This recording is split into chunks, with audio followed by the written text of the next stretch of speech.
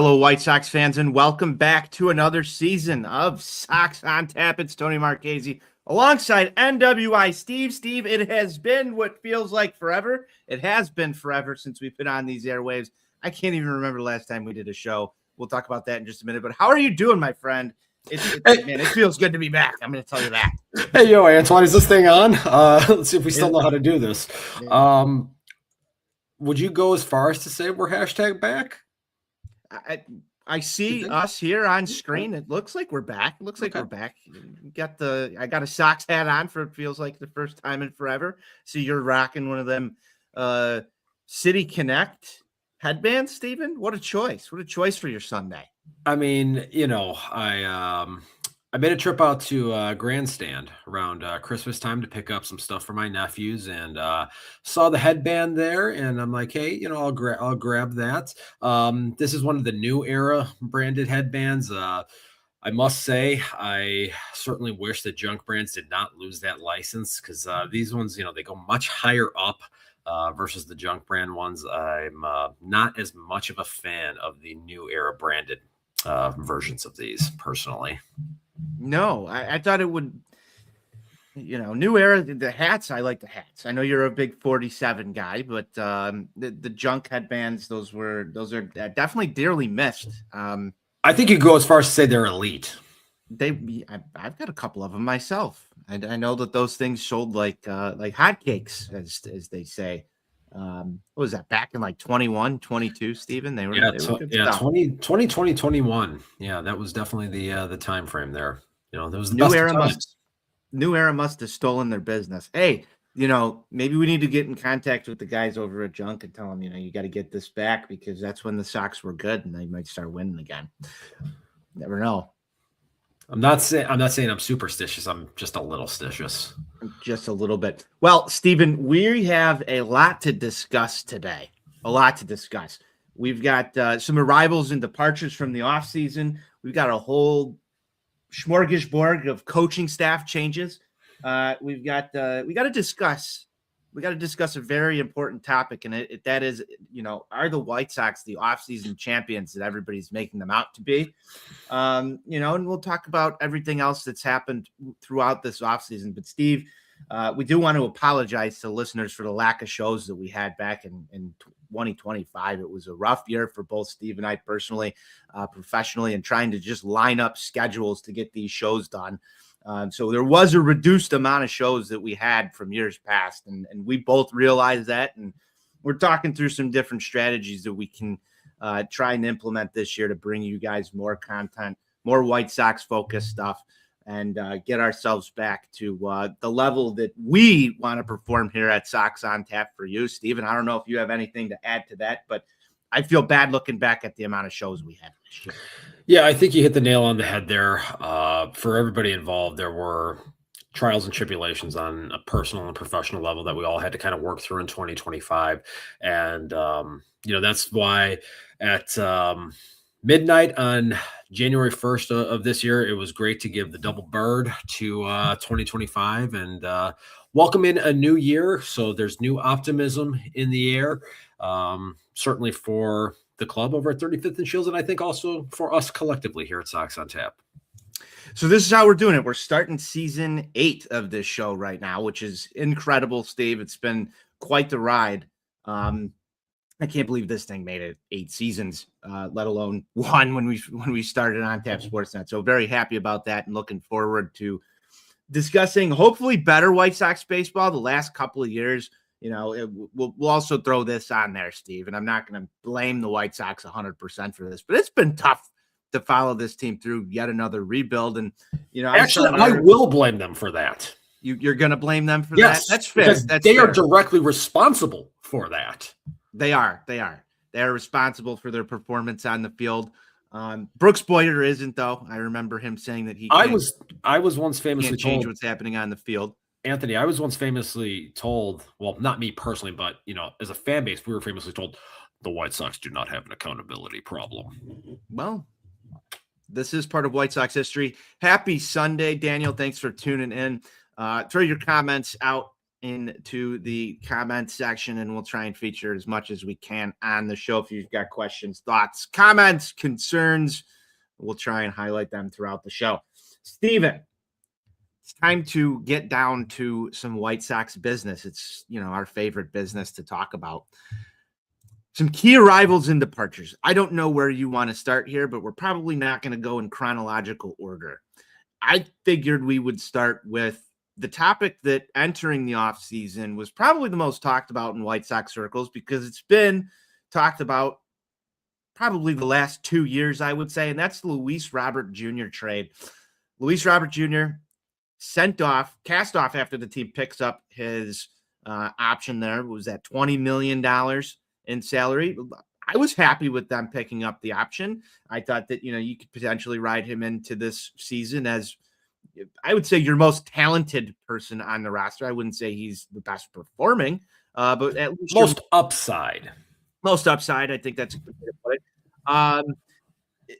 I was fine with him manning center field for the Chicago White Sox in, 80 to 100 games, just given the fact that you knew, there's the injury history speaks for itself here. And, you're kind of gambling on, that other 60 to 80 games out there as to whether or not he'll be healthy. And, some people rightly had their concerns with that, but he gets shipped off to the Mets. And Steve, why don't you break that trade down a little bit and give me your thoughts on the Luis Robert trade? Because I think that's our key departure. We're starting here with the. Yeah, I mean, that obviously is the key departure there. That's been a hot topic of discussion really since probably midway through the 2023 season, once we kind of saw the trajectory of this franchise and where they were at in their competitive cycle. Obviously, the last 2 seasons here have not been particularly good for this team. That goes without saying. And Robert's performance along with that has not been particularly good. There's been obviously injury issues, as you highlighted there, but there's also been performance issues with him. And so I understand people wanting to kind of be done with the whole Luis Robert Jr. experience. But when you look at just the state of this organization here, there's really not another competent person that they could actually install into center field for those, 80 to 100 games. I think that might be on the high end right there that you had alluded to earlier. You would at least get quality defense from him, and there's at least a threat that his bat could run into the baseball and hit it over that fencing that they set up prior to the game on some occasions. And you'd get a hot streak in there at some point. I mean, there was also a hot streak at the end of the 2025 season in the second half there for a little bit. So you knew you could potentially get that. When you look at the deal itself and getting Luis Angel Acuna, the brother of all-world right fielder for, my Barbs, Ronald Acuna Jr. Luis Angel was a former top 100 prospect in the Texas Rangers organization at one point. And, let's just call it what it is. This deal was a straight-up salary dump. I don't disagree with you. There's other people out there that may. Well, I know you're not on X, but I mean, look, people are entitled to their wrong opinions. That's the nature of the society that we live in. But this was absolutely a salary dump. Chris Gatz can try to dress it up all he wants with his public commentary, and that's fine. That's, kind of what entails his job, so to speak, when moves like this get made. But to me, this just is a move that takes the team further back. You looked at some of the moves that had been made prior to this decision here, and you were looking at it and thinking, okay, this could be maybe a 68, 69 #nice, win team in 2026.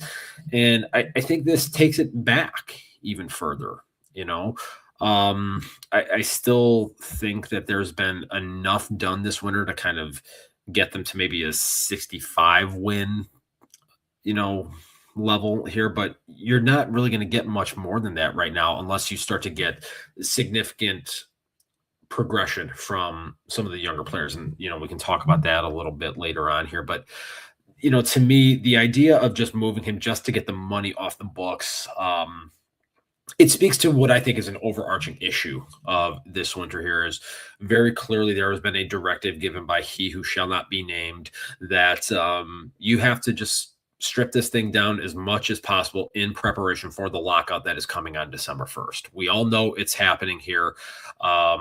And this one is going to be particularly ugly if you look at some of the articles and some of the things in the media from people like Jeff Passan and people that are in the know. Now, there are people saying that there's some forward positive momentum with this. And I think, if we want to talk lockout, Steve, you have to look at what some other teams in baseball have done this offseason and some of the comments that you're talking about Jeff Passan's made and anonymous executives out there talking about how, the Dodgers specifically in that Kyle Tucker deal sort of sealed the fate. Well, my counter argument to that is this. We have the distinction of being fans of the team that are owned by the guy that is going to be one of the driving, if not the biggest driving force behind this lockout and behind a push for a salary cap. I wrote about this, a year ago when the Justin Ishbia rumors and innuendo kind of started and people hoping that he who shall not be named would be out of the picture soon. And I posited that I think the last thing he wants to do and what he wants his legacy to be is being the owner that was responsible for a salary cap being instituted in Major League Baseball. And I think that is my position. No one will ever change my mind on that. I've got, all a part of 5 different decades following this team and seeing how this asshole operates. So to me, it's just very clear that Chris Getz was given a directive, strip this payroll down as much as possible, create that financial flexibility post-lockout, which we all know, the White Sox always use, but we can kind of dig into that piece of it later on here. But again, to me, at the end of the day, this Luis Robert Jr. trade is just purely a salary dump. And you look at it now, they've got the lowest payroll in the league, and it's pretty embarrassing. Well, no, they might actually be up to like the 4th lowest now since they re-signed a couple of, or not re-signed, but made a couple reallocated. Reallocated is the word that we're searching for here, Steve.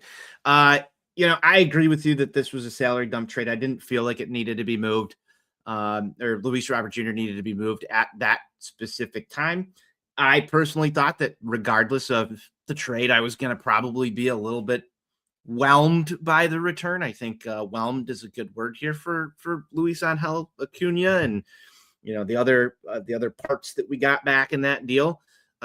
It doesn't seem like the type of move a team would make when you're trying to improve on your record from year 1 to year 2 throughout this rebuild process. And heading into this offseason, there was a ton of positive momentum, Steve.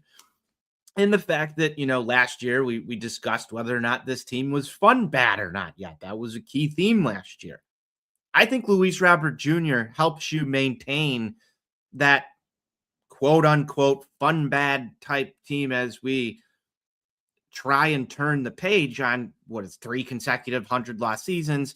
It just didn't leave a good taste in my mouth. And, there's a lot of talk right now about how they've reallocated this money better in, some of these arrivals that we're going to talk about here in a second. And I can't wait to get your reaction because I might pull up some tweets for you from the internet and have your instant live reaction to it. I think that might be a fun exercise, Steve, but I totally agree with you.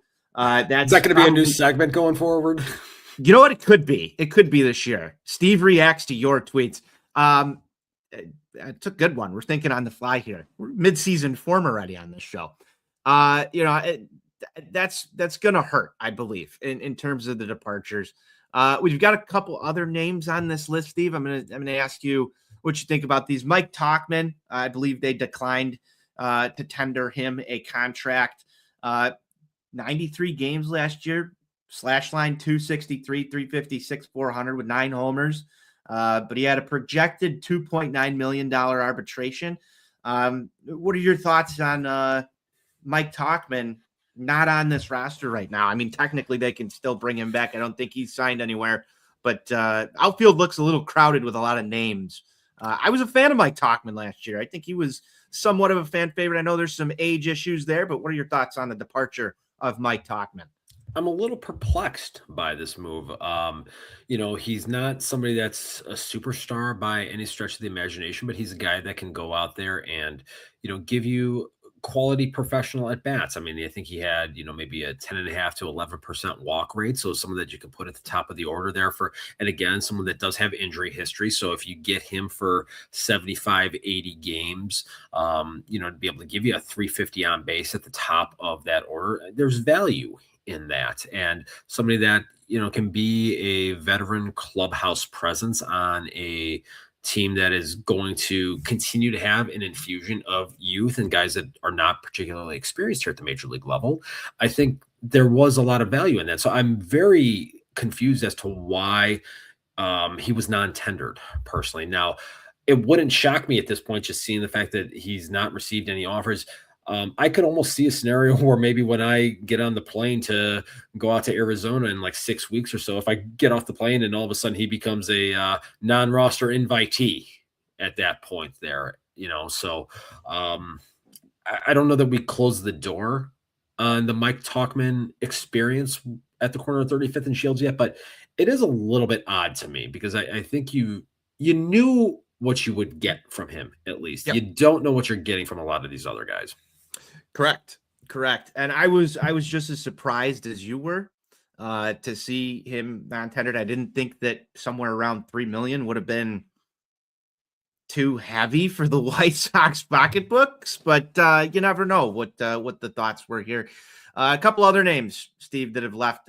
Michael A. Taylor, who played a lot of center field for an injured Luis Robert at certain times, some defensive replacement. I mean, they plugged him in the outfield in a couple spots. He retires. He goes to, I believe, Minnesota in a coaching role. Steven, I thought we got a good year of Michael Taylor. It seemed like he was liked in the clubhouse and, played serviceably, but he is no longer with the Chicago White Sox.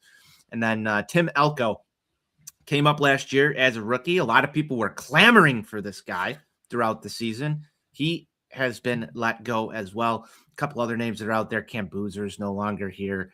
I believe they moved on from a couple other bullpen names as well. But Steve, any of these other names stick out to you in terms of departures that might hurt this White Sox organization down the run here? None of these are going to hurt ultimately. You look at a guy like Michael A. Taylor, deciding to retire and then, becoming a hashtag trader, going to Canada South in a coaching role there. Look, the guy made it 10 years in the major leagues, and that's something to be proud of. Getting to the major leagues in the first place is something to be proud of, but you get to stick around in any capacity for 10 plus years. He was fortunate enough to win a World Series with that 2009 Washington Nationals team. So, for a guy that, was a really good defender in the outfield and, an average to slightly below average guy with the bat, be able to stretch that out over the course of 10 years. That's, tip your cap to that. And then, Tim Elko, I've got into numerous discussions with somebody I see at the gym pretty regularly who happens to work at the ballpark. So Pete, if you're listening, this one's for you, buddy. Tim Elko, just, he's a quad A guy. He's going to go, and I think he'll probably have a nice long career in AAA. He'll latch on with somebody, and he'll be a consistent power hitter in AAA, and then there will be an injury. He'll get called up for, a couple weeks at a time, and he'll strike out 35% and then get DFA'd. But, I could see him sticking around and being a real life kind of Crash Davis from the movie Bull Durham for, 10 years or so, and having himself a nice long career in AAA. Brian Ramos, also designated for assignment. Steven Wilson, I believe, was traded to the Tampa Bay Rays. And then obviously today's news, Greg Zeal, who was part of, I believe, the Dylan Cease trade, also gone. No. That was the Austin Slater deal. Austin Slater. The Yankees. Okay. Yeah. Yes. All right. So I obviously we've had our fair share of departures, but Steve, I'm almost ready to get to the arrivals. How about you? Yeah, let's do it. All right. I think there's one that we want to start with, Steve, and that's the import. That's Munetaka Murakami. Steve, are you excited for this kid? I didn't have this on my radar. I didn't think the White Sox were going to be involved in this one. Seems like the price sort of crept down as some concerns throughout the league, maybe about some swing and miss or just, what he was initially commanding. Maybe the market wasn't as hot and the Sox snuck in there and Chris got one. This was probably the happiest moment and the highlight of the offseason, in my opinion. They signed him to a 2-year deal, $34 million. That's right in the White Sox ballpark. This could wind up being a really good thing.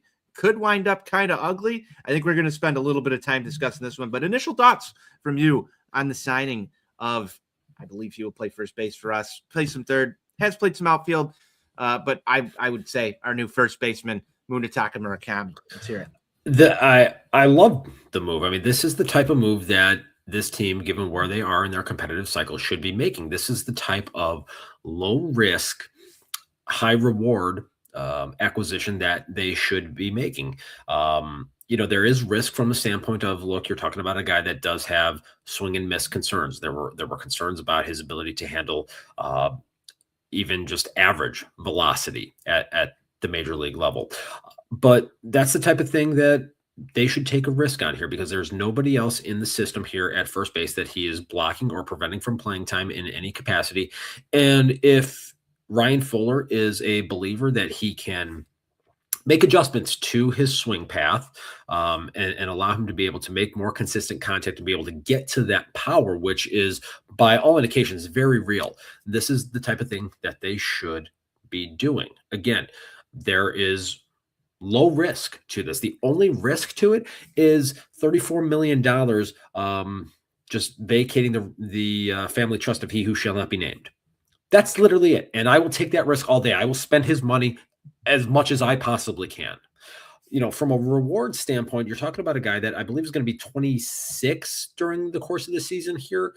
And again, he's going 25, 26 this year. Okay. So somebody that is, entering, what could be the prime years here, providing left-handed power source in the middle of a lineup, has shown good plate discipline and an ability to draw walks and get on base consistently in Japan. It's just going to be a matter of how well he's going to adjust to the major leagues and to pitching and higher level velocity here at the major league level again. But the reward here is significant if he's able to tap into that power consistently and put bat on ball with regularity. And one of the things, and I'm going to have to send this over to you because obviously I don't have an answer to this. When that move was made and seeing that it was only a 2-year deal, was the kind of immediate reaction to it like, okay, well, hey, if this works out, then they can trade him for more prospects at the deadline next year? Was that like a thing that was on the interwebs? I didn't really gather that reaction. I'm sure there are some people out there that maybe thought that was the case. I would think that, the 2-year deal, it worries me personally, Stephen. It worries me for one reason. And that is, we talked about this impending lockout. Is this a 1-year deal for Murakami? And what do you see in year one? You're definitely going to want to see year two before you make any decisions on, long-term future for him here. With their, this, probably a shortened season next year. Hopefully we see baseball, but I don't want this to turn into a 1-year deal and then the Sox shy away from it and Murakami walks in free agency and goes somewhere else. So I think there's a lot of impetus on this season. Just looking at how he adapts to the league, I expect there to be an adjustment period. But what does he command? I think, you run the risk of him performing really, really well in year one. And then, what's the bell curve on everybody who, misses spring training next year? It could be an abbreviated, 10 games. Remember the COVID year, how jumbled everything was? You don't get a full camp in. he's only going to be in year 2, so there's still probably going to be some adjustments being made to adapting to, just living here and the full major league schedule, all the travel, everything that's involved in that. I don't think they travel as much in Japanese baseball as they do in the United States. So, like, what are you going to really get here? If he's a stud, what's the potential that another team swoops in there at the end of the 2-year deal because you haven't locked him up on an extension yet, to just go in there and give him $100 million contract? The teams that passed on him, probably still had some interest and are basically using the Chicago White. This is my fear. They're using his years in the White Sox to evaluate him and, sort of pick out what the offer is. The main hope is that he falls in love with playing in Chicago, and the White Sox organization has the money there to pay him should he exhibit the abilities to be the star player that, some said that he can be. I think you run a real risk not giving him a little bit more term, 3-4 years. But as you and I kind of discussed a couple minutes ago, what was the directive going into the offseason, and did they luck into this signing? I'm a little worried. I'm a little worried about the long-term plan here, because you didn't lock him up for 5 years or what have you. Now, I guess there's a lot more risk involved with doing so, given you don't know what you're going to get. But by all indications, if things go according to plan, I could see him pricing himself out of the White Sox abilities to pay him. See, I think that's one of the areas, and from a mindset standpoint, that we really need to kind of get away from. If he comes in and if he adapts well to, playing here at the major league level, the focus and the thought process needs to be, okay, Uncle Justin, and I know you're listening. If Mooney comes in here and adapts well right away, we got to find a way to let you spend some of that money to lock a guy in his prime up that can be a significant contributor on the next important quasi-competitive White Sox team. That's really where the focus needs to be. Now, obviously, the thing that scares me the most about this, I believe Freddie Freeman and Murakami's contracts end in the same season. And look, everybody's gonna say that again. That's point right to it. But that is what it is. You can't control that. At the end of the day, if he comes in here and if he adapts well, and if he is a left-handed power hitting force in the middle of the lineup, the focus needs to be on giving him the money to stay in the middle of the White Sox lineup for an extended period of time. So, Uncle Justin, again, I know you're listening. Just be very mindful of this, okay? For my health and well-being, mainly, first and foremost. So I just think that's kind of how this whole thing needs to be looked at here. And, from a risk calculus standpoint, and, I've read a couple of pieces, like I read some stuff on Fangraphs, again, about the concern relating to the swing and miss and the issues with velocity. I remember going back now, this would have been 12 winters ago, when the White Sox signed I think it was a 26 or 27-year-old first baseman out of Cuba at one point, that had some very differing opinions from scouts as far as what he was going to be. There was a guy that had a projection system by the name of Clay Davenport that would, basically try to project out performance of Cuban players. And this certain player broke that projection model. And then there were other in-person scouts that referred to this first baseman from Cuba as a less athletic Dion Vicieto that was going to struggle with premium velocity. I think that worked out okay. I think that worked out okay for the White Sox with number 79, Jose Abreu. Now, I'm not saying that Munetaka Murakami is going to be Jose Abreu, but I'm just saying that we don't know what we don't know right now. There were a lot of concerns about him coming out of Cuba at that point. And, the pitching in Cuba is a lot more inferior than that of the NPB. So again, the hope is that Ryan Fuller is going to be able to fix whatever needs to be fixed in the swing to allow him to get and unlock that power with more consistency here. And then if he does, Uncle Justin, pay the fucking guy his money, get the Brinks truck ready. Yeah, I want to get away from this mindset, as you said, when it comes to, losing top talent and all this stuff. But Steve, like I feel conditioned at this point as a Sox fan that this is, the world that we are just going to continuously live in. If you were on X, Twitter, right now, you'd see a lot of people who are really happy that we're getting, prospects back. Here's one from Bruce Levine. GM Chris Getz made it sound like getting a power arm in David Sandlin was more essential than adding Jordan Hicks to the pitching depth in their trade with Boston today. It's still Prospect City around here. It's still Prospect City until it's not Prospect City.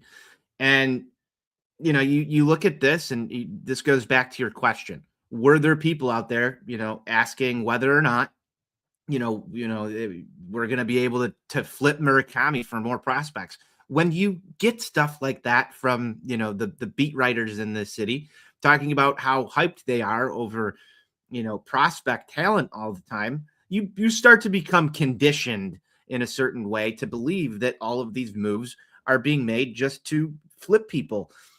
Rebuild 3.0 is still rebuild 3.0 until it turns into a productive group of guys. And we just went over the Luis Robert trade as well. Which by the way, we got to pour one out for rebuild 2.0 because he is the last, or was the official last remnant of rebuild 2.0. So That shit is over and done. And well, we got ourselves 2 whopping postseason victories from it. Hey, ain't that sad to think about? Man, a moment of silence for rebuild 2.0 right there. Steve, I don't know how it gets done, but one would think that this would be one of the most pressing orders of business outside of, locking up some of the other guys within the core. And I'm wondering right now, it's way too early to say whether or not Murakami is part of the next core. Obviously, only a 2-year deal. We don't know what we're going to get, but they're taking a chance to add someone to the core. And I would hope that the mindset here is we're evaluating him and we've got the Brinks truck ready with that money to give him to be at the corner of 35th and Shields for a long time in the middle of that order. And if we don't, we've got some, a plan B or a plan C on how to navigate this. It could go either way. We won't know that until after there's a healthy amount of at-bats taken. But, the things that scare me are the fact that if he plays at an elite level, do the Sox have the ability to lock him up? And then number 2, if he doesn't play at an elite level, what's your plan here to go out and fix that? And we've seen the Sox try and plug and play at first base for a little while now. One thing I wanted to ask you in this is how you think this plays out for Miguel Vargas in terms of the Murakami signing. Do you see him sliding back over to third base this year? Do you still see him splitting some time? Do you see, some platooning potentially taking place? I'm curious to what your thoughts are with the infield positioning now with the addition of Murakami and given Miguel Vargas's stints over there at first base last season and how they moved Coulson sort of over to third base at certain times. Do we have a potential positional conflict here with third base, shortstop, first base? Is the infield a little jammed up right now, or do you see it laying out with Coulson at short and Vargas at third? I mean, to me, things seem relatively set in the infield. From everything I've read to this point, it seems as though Murakami is going to be installed as the full-time first baseman. They're going to give him opportunities, seemingly, to hit against left-handed pitching as well. So I think that just pretty much means that Miguel Vargas is going to be your full-time third baseman. You're still going to give Coulson Montgomery every opportunity at this juncture to play the shortstop position until he proves that he can't. And I think he equated himself well in his initial cup of coffee a year ago. The only real position where there is volatility on the infield is at the second base spot right now with, Lenine Sosa, Chase Maedroth,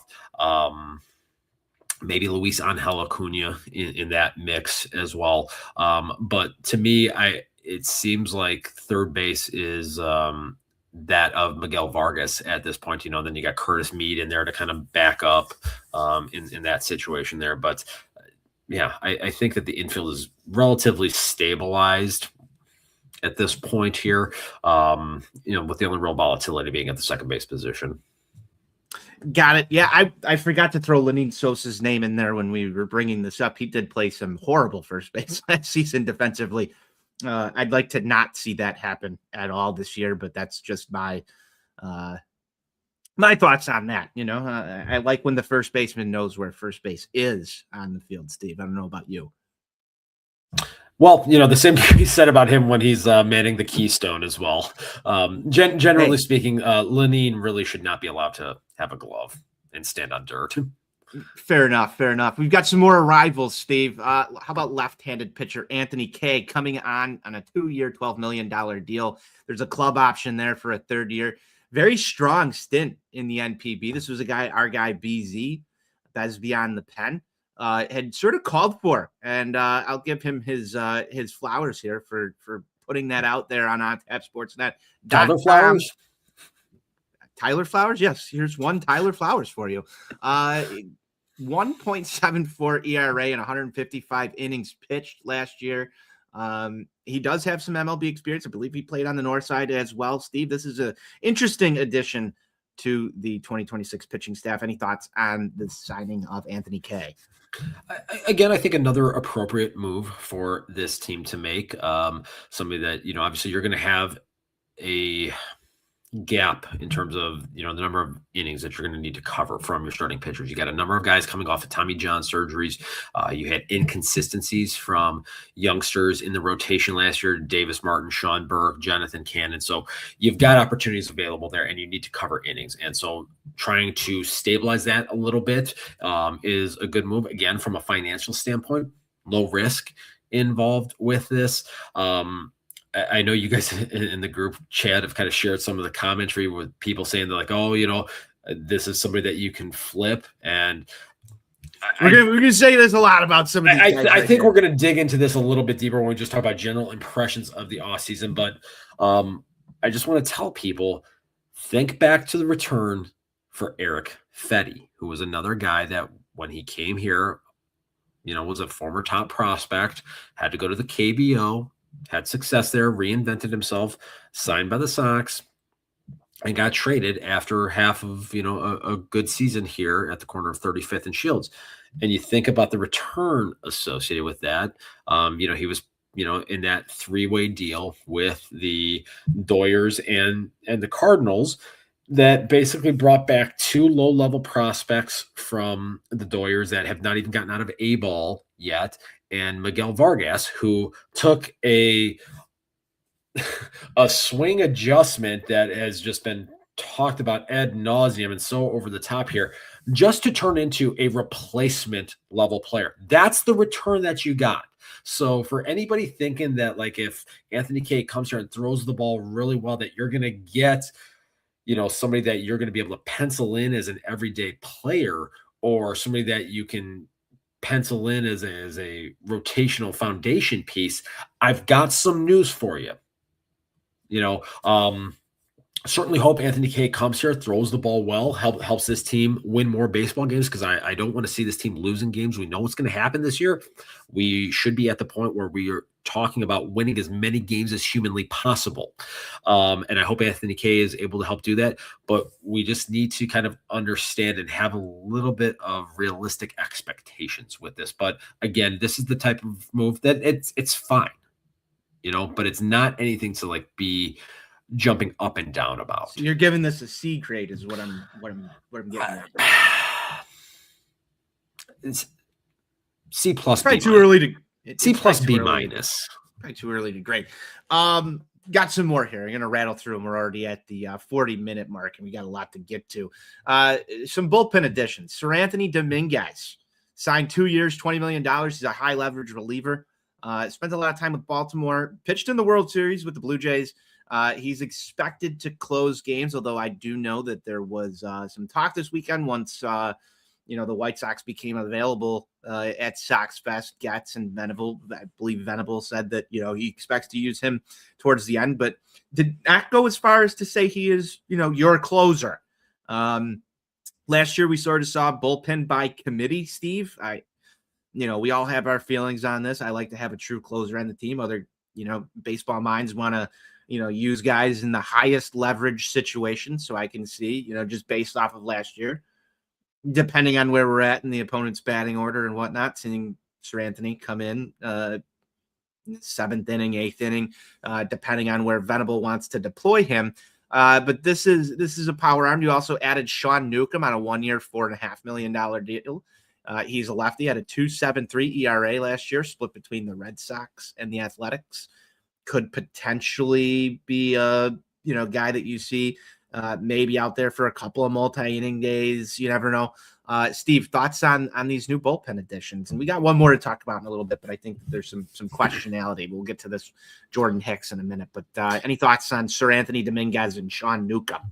Yeah, I'll start with Sean Newcomb again. The most fine, adding a left-handed piece in the bullpen, guy that had a pretty strong year in 2025, as you alluded to. Again, another flip 'em candidate for July. We might need a flip 'em board of I all think the guys who we could potentially flip.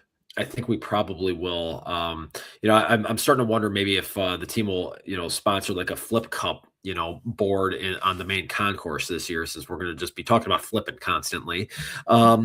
Again, the move's fine. It should, on paper, help this team win some more games in 2026. How long Sean Newcomb is going to be here, well, that all remains to be seen. We have seen, numerous times, though, at least over the course of the last 15 to 20 years or so, of the Sox signing relievers coming off of good quality years, only to, kind of get here in their short stints and flame out. So, there's always risk with relievers. They're extremely There's a volatile. lot of names on that list. Yeah, a lot of names on that list. Highly volatile from year to year. But again, all this really does is just take money out of the family trust of he who shall not be named. So it's fine. And hopefully he pitches really well. And when the Sox trade him in August at the deadline, for a reliever in low A, hopefully Bannister and the rest of the pitching development group can turn him into whoever that is into a functional reliever. That's what you're going to get. Fair enough. Now thoughts on Sir Anthony here. Yeah, I've got some very strong thoughts on this. This is part of the mass reallocation of assets. I fucking hate this move so much. Really? So much. Okay. This idea of spending $10 million this season for a guy that really isn't that good. He's got some swing and miss in his profile. Has he closed before? Yes, but the control and command of the strike zone is very alarming to me. And I think that they have enough. You don't seem to have a lot of faith in your guy, Brian Bannister, to really unlock him then, do you? Well, there comes a point when it's like you have to put some impetus on the guy that's actually holding the baseball. Okay. That is a thing in the year of our Lord 2026. It's my first drop of that here this season. But at some point, it's kind of important to throw strikes out there. You can have all the back end processes and coaching things done that you want. And if a guy isn't going to perform, that's not always, going to be a reflection on the development staff. But the biggest issue that I have with this Dominguez deal, like I said, is you're spending $10 million for a guy that, really isn't anything to write home about. And I just have concerns about the control profile. They've got enough guys in that bullpen already that have inconsistent control profiles with Grant Taylor, Jordan Leisure, and those guys are making just a shade over the league minimum. I don't think allocating $10 million for that is particularly strong from Chris Getz on that aspect of things. So to me, it just doesn't make a ton of sense personally. Is his contract flippable? Oh, well, we'll find out. Okay. So I wanted to dig in on this a little bit more. So I went back and I looked at, sort of his baseball reference page just to go look at this. And games finished in 2025, only finished 15 ball games, came out with 2 saves. Now, I don't know all of the, save opportunities and blown saves or any of that stuff. But the last time this guy saved anywhere over we got 10 saves in 2024 or in 2025 or 2024 total, or 11. Sorry. He was traded from Philly to Baltimore, it looks like, and got one there opposite way. But 16 saves all the way back in 2018. This isn't like a closer by nature who saves 25, 30 games a year. And so I was a little perplexed at the fact that we're giving that amount of money to a guy that really doesn't have the same pedigree that most closers do. Like, he seems like he's got the ability to finish ball games, but wouldn't you expect that at some point here he would have sort of broken out? I know he spent a lot of time in Philly, and that could have played into it, maybe just on the depth chart there, but I don't know, man. We got one season, which is last year, that he threw 62 innings, and everything else has been less, been around 50 innings a year. Yeah, it's a lot of money to spend for a guy that doesn't meet that kind of 9th inning profile. And here's my next question. We spent that amount of money on a guy to go out and close games when you've subtracted from everyday center field defense. That's what doesn't add up to me. If you want to do both, if you want to keep Luis Robert Jr. and add Sir Anthony Dominguez, I probably like that move a lot more. I don't like we've reallocated $20 million to a closer for potentially 1.5 years with the lockout. And, if we can get him to close more ball games than he has in his career, 16 shouldn't be that hard to beat if you play a full season with the Chicago White Sox and you're the guy, you're the number one guy. I would think we can get to 16 saves pretty easy, wouldn't you, Steve? If you're the only option there at the back end. Well, you got to have leads. You do have to have leads. That's the other thing, and that's the other aspect. This was a team that lost the most one-run ball games last year.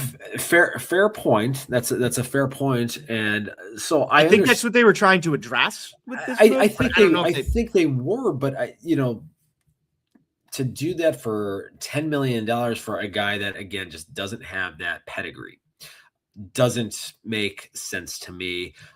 Would you have rather have seen them solidify this and say, Grant Taylor, you're our 9th inning guy this year? I would. Or do you think that there's questions as to whether or not he's going to move to the starting rotation at some point still?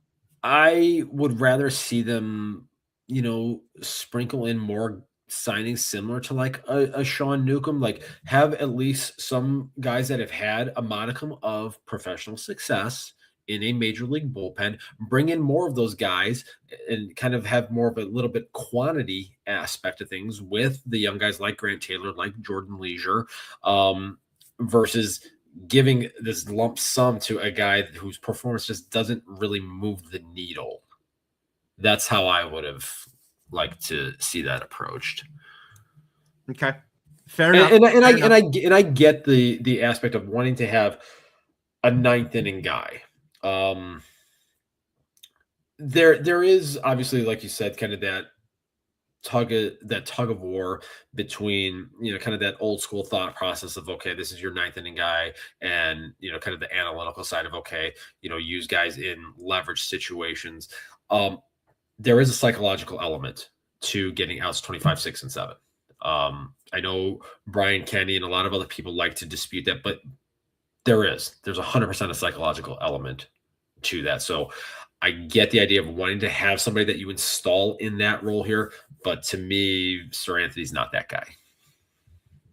Fair enough. We'll see how it plays out once the bat and ball get out of the lockers for the winter, and we get to spring training and probably more or less the actual major league season to see how effective he is at this. But I've got my question marks on this one too, Steve. It's going to be interesting to see how it plays out. A couple more additions and arrivals to this White Sox roster. Austin Hayes, 1 year, $6 million deal. Veteran right-hand outfielder, probably going to play in a corner spot. Might mean a little less Andrew Benintendi time, which I'm sure you're fine with. But there is sort of a gaping hole over in right field as well. Going to be interesting to see how the outfield is deployed this season. Steve, what do you think about the addition of Austin Hayes to this roster? Is Chris Getz contractually obligated to sign a weak side platoon corner outfielder named Austin every winter? I think so at this point. It begs the question. So, again, when this move kind of came out yesterday, I was just like, my initial reaction was it's fine. And then when I saw it was for $6 million, I was like, good Lord, what are we doing here? My bigger issue here ultimately is going to come down to that allocation of that $20 million. And Austin Hayes is part of this situation here. He's had consistent success against left-handed pitching since, coming up at the major league level here. So, there's functionality there. The numbers against right-handed pitching have been going the wrong way, and the defense has been going the wrong way. So to me, that $6 million price point, I'm just like really scratching my head, to be completely honest with you. But again, I've got larger overarching thoughts, and he's going to play a part in that later on here. Okay. All right. Fair enough. One last one here to write home about, so to speak. It's Jordan Hicks and David Sandlin, prospect out of the Red Sox organization. This trade came just a couple hours ago. Sox send Greg Zeal. We mentioned that a little bit earlier. And the Sox are also going to get $8 million to help offset Hicks's contract. Steve, we're talking back on the pitching side. I just read what I read from Bruce Levine a couple of minutes ago, how Chris Getz seems more excited about the Sandlin acquisition. I think that there's a little bit of power in that arm. There's also some power in Jordan Hicks's arm as well. But he struggled mightily last year. It was ugly. And the resounding theme that I got from Red Sox fans on the timeline was they were very fucking happy that they don't have to see this guy enter another ball game at Fenway Park. Steve, what do you think about this Jordan Hicks trade? And, is this part of the allocation too? My initial thoughts are, why? What are we doing here? It kind of seems like you're helping the Red Sox with the salary dump because you've got space. That's what it seems like to me. Yeah. Hicks had a couple of decent years in the Cardinals bullpen. And I think he actually had one decent year as a starter for the Giants. And I believe that was during Brian Bannister's tenure with the San Francisco Giants. So you're talking about a guy that had a minus 1.8 BWAR last year. Yeah. Last year, bad, as we say in the old country. This I don't really get it. And then the whole David Sandlin thing, there's not really the performance at this point at the minor league level. You're not like, oh my God, this is a guy we have to get. Now, again, maybe they see something there that they can unlock. And that's worth, at least taking a flyer on. But, if you had to acquire Jordan Hicks and $16 million spread out over the course of 2 years to get that accomplished, that ain't worth it to me. He's only got a few less career saves than Sir Anthony Dominguez. We'll put that out there for all you fine folks. Yes, he did have a year of starting. He's bounced back and forth, Steve. In 2025, he did start 9 games. He also finished 10 of them. But he did have 20 starts with the San Francisco Giants in 2024, but he's still 4.10 ERA. So he's very pedestrian. I don't know if I would consider that to be good. It was only 109 innings, Steve. I know you like pitchers who can get deep into ball games. I'm not quite sure this is really the answer there. That year he struck out 96 hitters in those 109 innings. So I would really consider that to be pedestrian. I'm not really sure what we're getting here or why he had so much money on this contract. Do you? It makes no sense to me whatsoever. All right. So it feels like you're taking on it's a dead money deal is really what it seems like.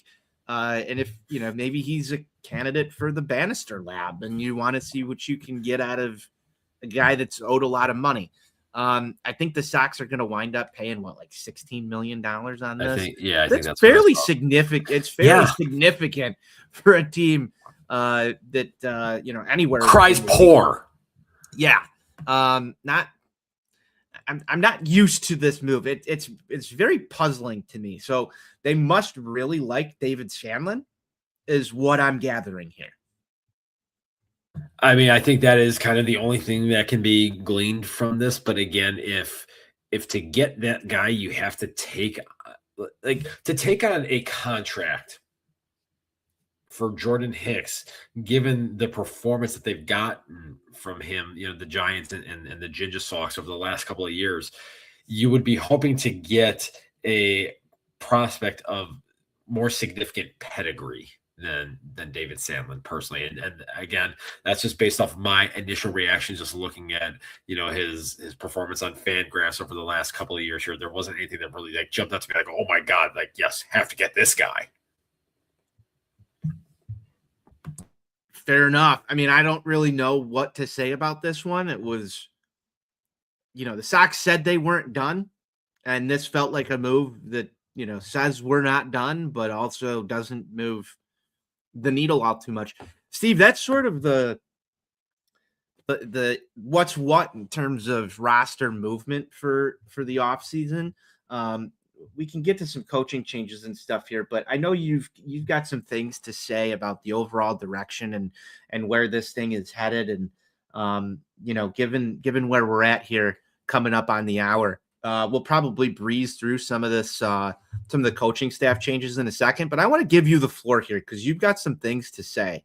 And I know you've been waiting to say all of these things for quite a while. Like we mentioned at the top of the show, it's been a long time. Now we've had some time to evaluate where this White Sox roster is. And I'll give you the floor here. All right. So seeing some of the national prognosticators, your Joel Shermans and your Mark Feinstein's. I have to ask you this question first, I guess, before you go. Were the White Sox the offseason champions this year? No, the fuck they were not. There are 3 teams that you can really say have significantly improved themselves this offseason, and they all reside in the National League. So therefore, that takes the White Sox out of this equation here, okay? This thing about them being one of the winners of the offseason, I do not understand it at all, okay? Before the Luis Robert Jr. deal was made last week, I thought that this team, like I said, was inching towards maybe a 69 win season, #nice, which again is incremental progress and would avoid a 4th consecutive 100-loss season here. But the only player that they brought in of substance that could potentially be on the next quasi-competitive White Sox team would be Munetaka Murakami. And as we talked about and discussed in an earlier segment here, he carries a significant amount of risk with him. The rest of these moves, Anthony Kay, Sean Newcomb, Luis Angel Acuna, Jordan Hicks, these are not guys that are relevant to what this team is going to be in 28 or 29. So I can't sit here and call this team a winner of the offseason when you brought in one guy that could potentially be a significant part of this team going forward that carries a huge amount of risk. Again, the rest of the moves, they've been fine.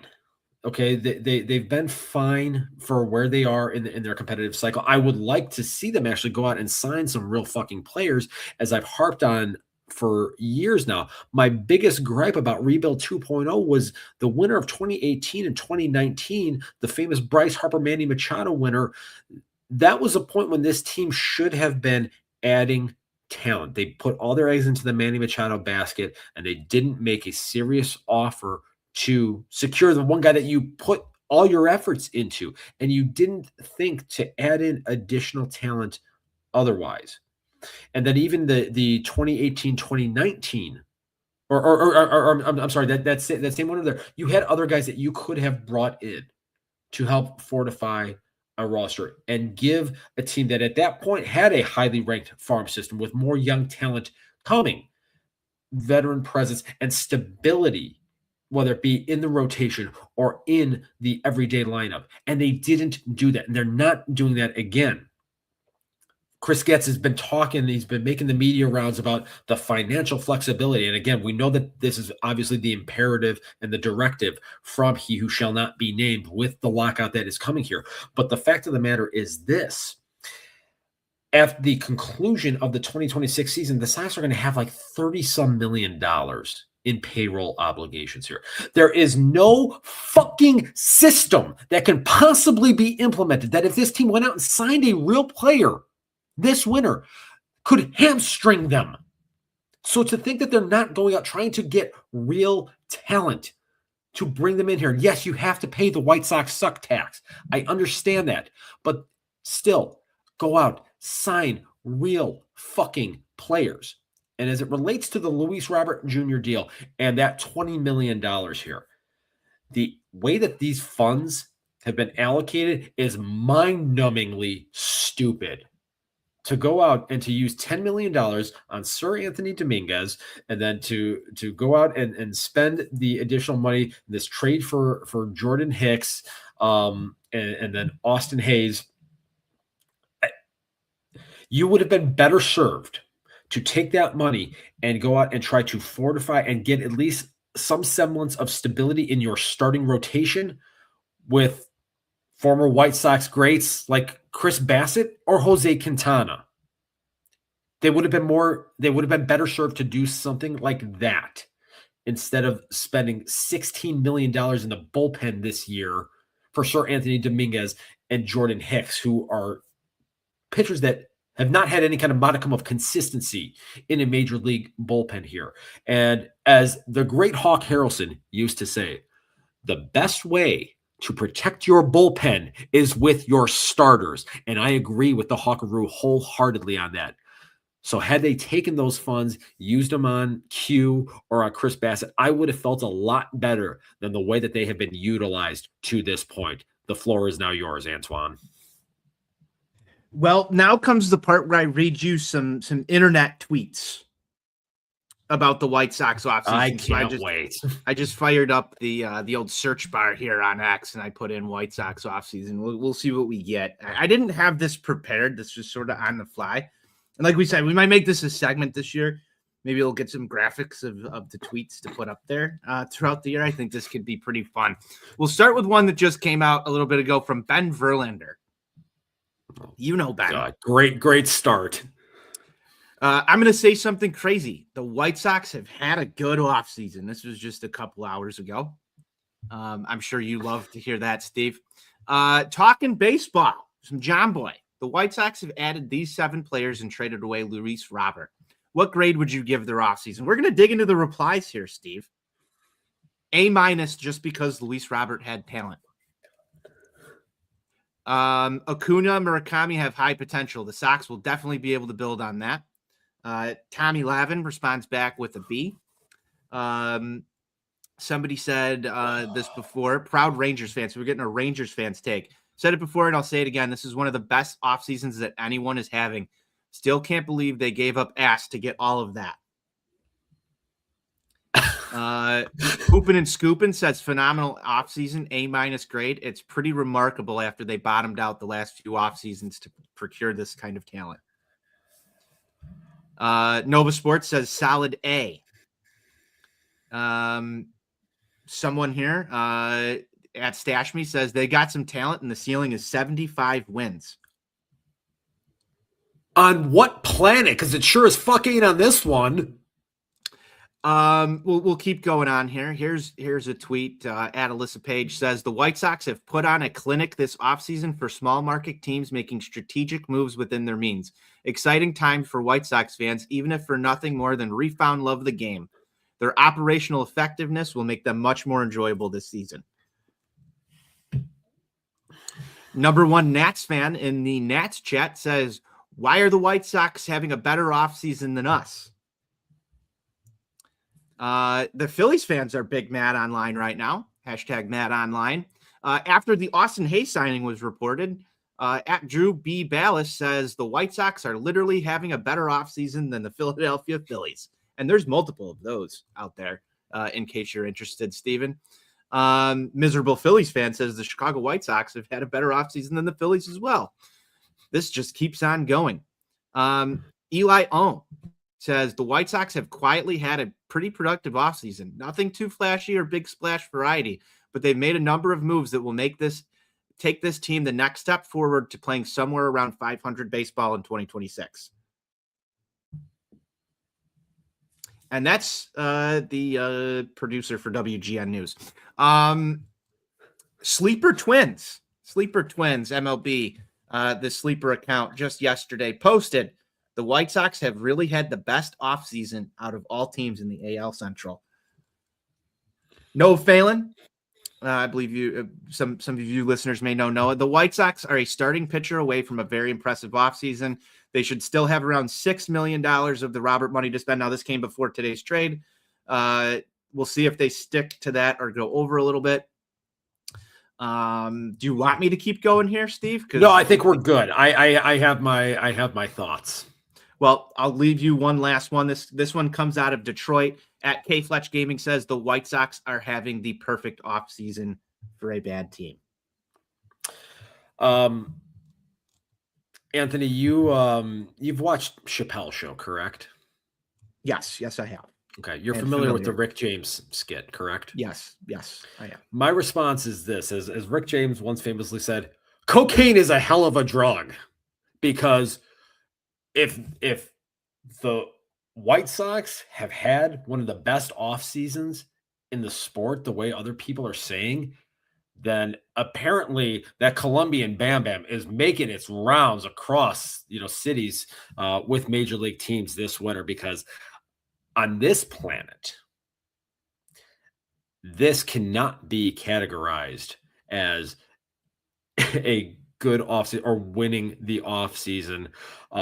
Again, it's going to incrementally help improve, a win total. You're still not getting out of 70 into the 70 win range right now. So how exactly you can define that as being better than the Phillies re-signing Kyle Schwarber, that doesn't make any sense to me. It does not compute. Now, there are a lot of teams that have had disappointing winners that should be more active than they have been.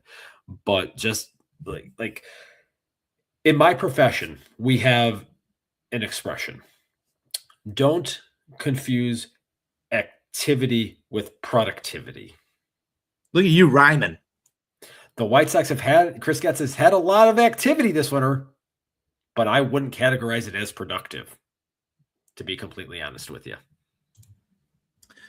So I'm just going to ask you this. Of these tweets that you're hearing read to you, Stephen, which one was the most concerning to you?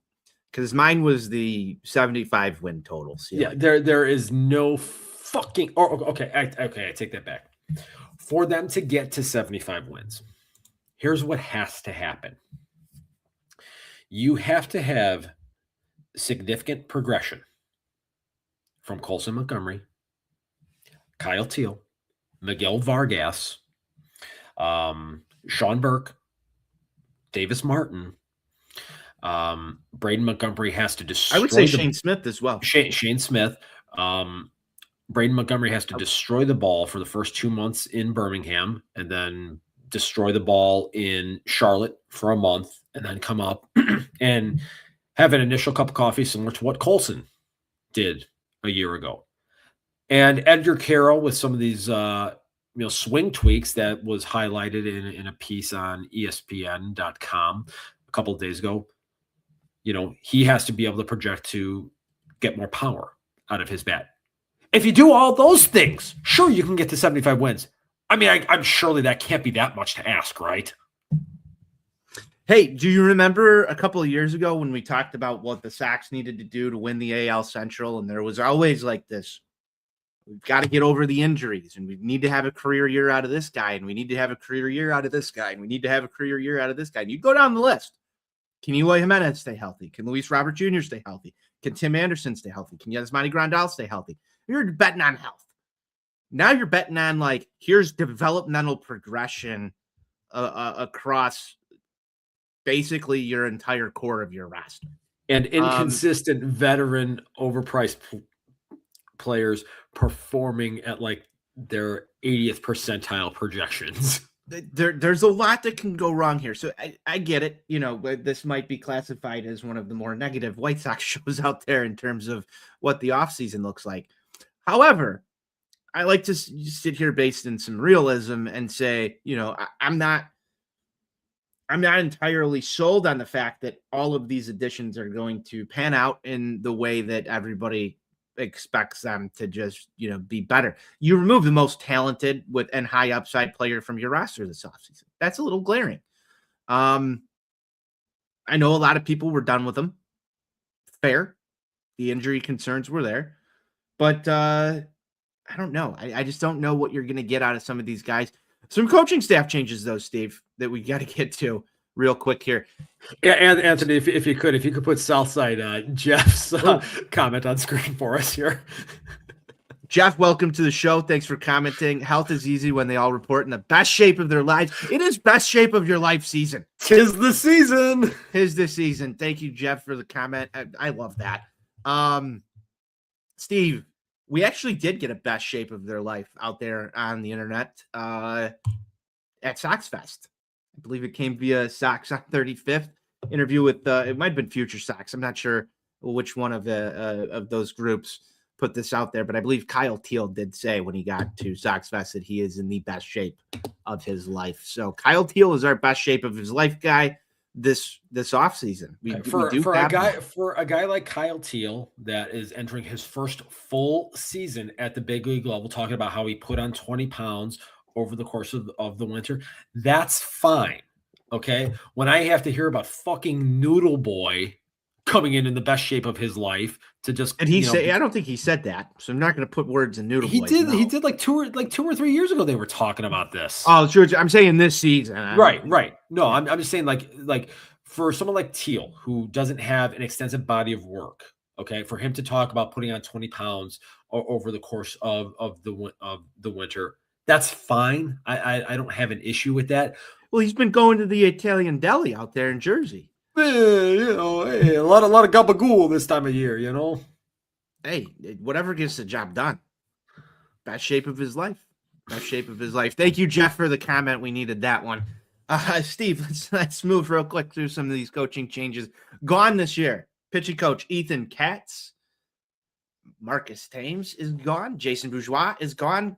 Catching coach Drew Butera. And then one that was interesting to me was AAA manager Sergio Santos, White Sox legend. They did not renew his contract after climbing through the ranks of the White Sox coaching staff all the way up to AAA. I was surprised by that one. Any surprise departures there for you, Steve? I think the only one that was a surprise to me really was Sergio, like you talked about. I mean, he seemed to be very highly thought of within the organization, ascending to the AAA level.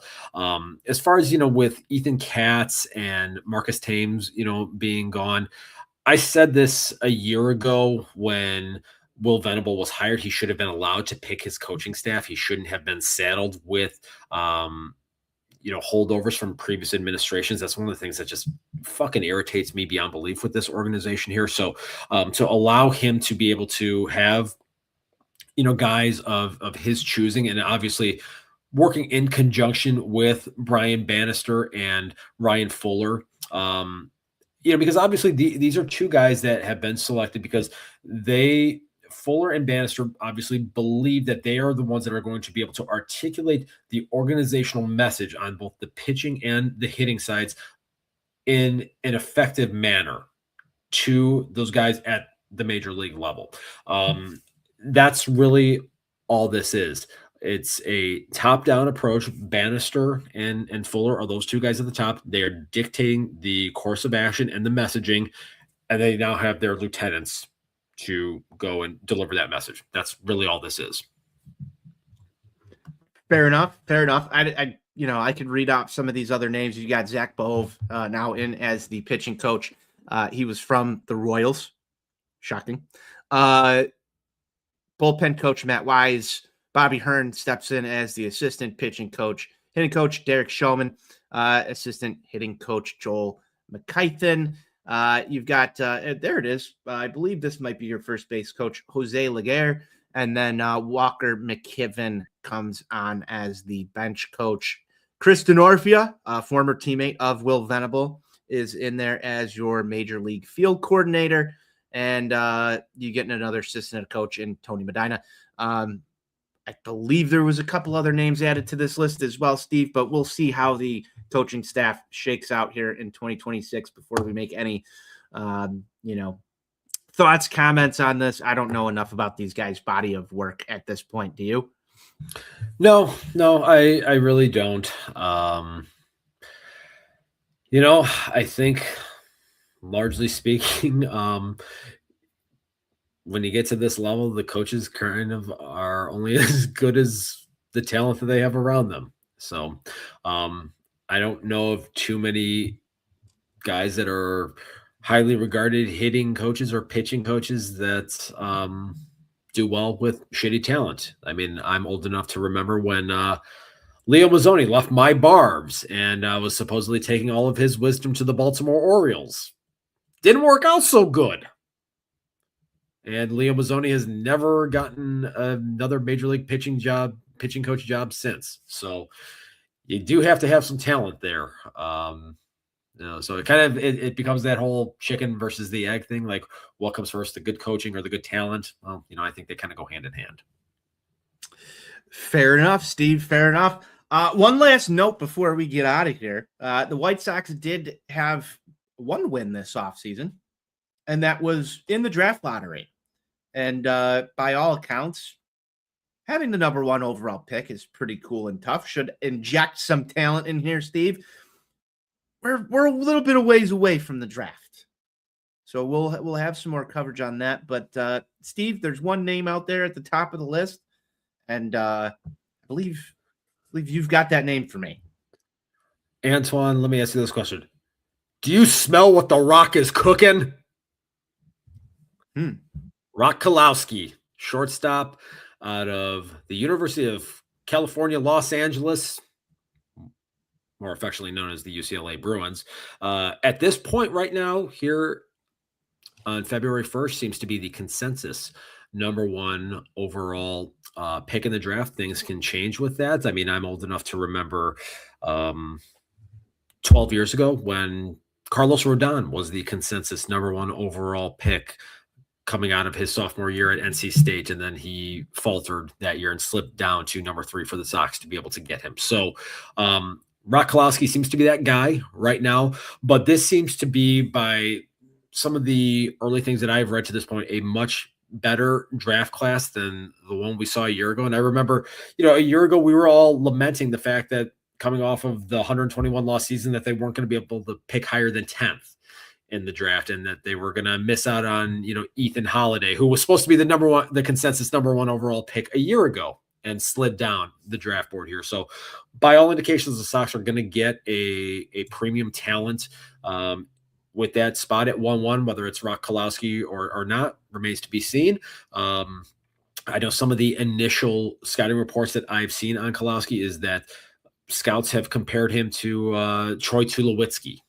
And if that's a guy that you can get and put into your lineup and pencil in at the shortstop position for, 8 years or so, that's a win right there. That Troy Tulowitzki was a damn good player. So if Kalowski can turn out to be anything close to that, the Sox will be in a better position and would have a talented player there at the corner of 35th and Shields, manning presumably the shortstop position there for a period of time. But, if you throw him in there in the mix with, Billy Carlson, who was their number one pick a year ago, and obviously Colson Montgomery, you're amassing up the middle talent, which is a premium for a team. We've talked about that every time the draft rolls around, Steve. Yeah. Everybody knows my position on that is when you're picking that high up the board, you got to go with somebody that can be an up the middle player, particularly, either a shortstop or a center fielder. I would lean more towards the shortstop, particularly, or someone that you think can be a top of the rotation starting pitcher. That's what you need to be selecting. Unless, you're like the Sacramento A's and you were 100% sold on Nick Kurtz at the first base position. And that's worked out pretty well for them so far here. We'll see what year 2 entails for him. But the idea of something actually going their way, the ping pong balls, doing them a favor for once, was nice to see there. So, it'll be interesting to kind of follow along with the first few months of the college season here and kind of see where things progress leading up to the draft. Yes, it will. And, we love when the ping pong balls fall our way. Another comment in from Jeff. I had it up on the screen a little bit ago. Was a real MVP of the offseason, not Getz. I agree with that statement, Jeff. Thanks for another comment. Steve, hopefully, the White Sox make the right selection here and we're not having to second guess ourselves on the show for many years to come from that pick. So, no pressure on this one. But Steve, it was great to be back in the saddle with you. Season 8, episode 1, Offseason Champions. I don't know if that's really the case, but definitely the Draft Lotto champions for sure. That just about does it for us, Steve. Before we get to final thoughts, thank you to everybody who tuned in. Make sure you're checking out the show. Follow the show at Sox On Tap on X. You can subscribe to our YouTube at On Tap Sportsnet. Make sure you're following at On Tap Sportsnet on X as well for all of your Chicago sports literature needs. And you can follow me at Tony On Tap. You can't follow Steve. He's not online. Steve, final thoughts before we close the book on season 8, episode 1. It's good to be #back. Get on these airwaves here. I know I am excited to get out to Arizona in a month and a half and kind of see where this team is at, see where some of this young talent is in their progression, but just to kind of have baseball back in the fold, it's going to be nice, especially given how fucking brutally cold it has been here for the last couple, 2-3 weeks. So the process today felt nice. Yeah. Mid-20s. Yeah, I might get the shorts out tomorrow. You never know. I mean, it could happen. I thought I saw we might hit 30 later on this week. So big if true. I mean, if true. Working to confirm. But yeah, no, it's just good to get back out here, and hopefully we have more positive things to talk about with our beloved Chicago White Sox here in the year of our Lord, 2026, Antoine. We are back. We are back and rolling, Steve. Pitchers and catchers, I believe, we're just about 9 days away. It's crazy how fast this offseason went. I'm glad that we were able to get this show in. We should be back on these airwaves within the next, I would say, 2 weeks here. Talk a little bit about spring training and the arrival at camp. Expect to see our guy BZ on the show as well coming up soon here. And like I said before, make sure you're following over at On Tap Sportsnet in our White Sox section. Steven, I think you're going to the Content Factory soon here, and you got some thoughts that'll be up on Tap Sportsnet pretty soon. But that just about does it for us here on Sox on Tap, Season 8, Episode 1. Close it down how we always do. White Sox forever. White Sox for life.